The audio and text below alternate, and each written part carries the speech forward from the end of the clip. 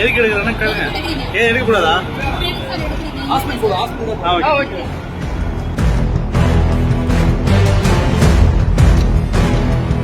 So நம்பிக்கையின் அடிப்படையில் பண்ணோம். பட் அந்த பொண்ணு ஏமாத்திட்டு போயிடுச்சு.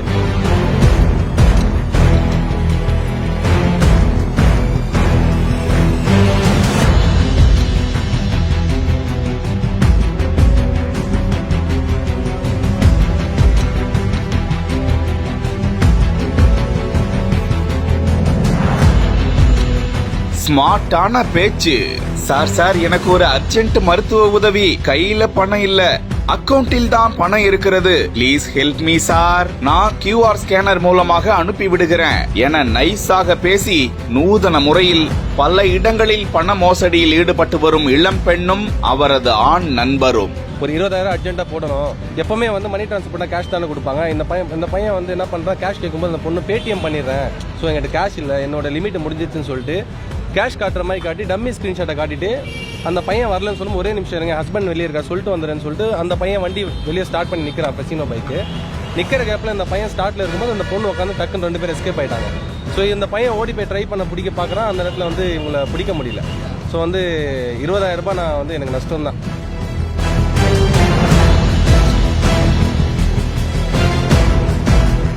சுற்றி வளைக்கப்பட்ட ஷெரில் கன்சால்வஸ் இவர்தான். சென்னை அடுத்த ஊரப்பாக்கம் ஐயஞ்சேரி பகுதியை சேர்ந்தவர் 20 வயதான இளம்பெண் ஷெரில் கன்சால்வஸ். பிரபலமான தனியார் கல்லூரி ஒன்றில் படித்து வருகிறேன் என கூறிக்கொண்டு தாம்பரம் காவல் நிலையத்திற்குட்பட்ட பகுதிகளில் QR கோட் மூலம் பண பரிவர்த்தனை செய்யும் செல்போன் கடை உள்ளிட்ட கடைகளில் டிப் டாப்பாக உள்ளே சென்று திடீரென தனக்கு மருத்துவ உதவி இருப்பதாகவும், கையில் பணம் இல்லை, ஜிபே போன்ற QR ஸ்கேனர் மூலமாக உங்களுக்கு பணத்தை அனுப்பி வைக்கிறேன் என கூறிவிட்டு பணத்திற்கு போலியான செல்போன் ஸ்கிரீன்ஷாட்டை காண்பித்துவிட்டு பைக்கில் தயார் நிலையில் இருக்கும் தனது ஆண் நண்பரோடு அந்த பெண் விருட்டென தப்பி சென்று விடுகிறார். அதன் பிறகுதான் செல்போனை எடுத்து பணம் ரிசீவ் ஆகிவிட்டதா என பார்க்கும்போது கடைக்காரர்களுக்கு ஏமாற்றம்.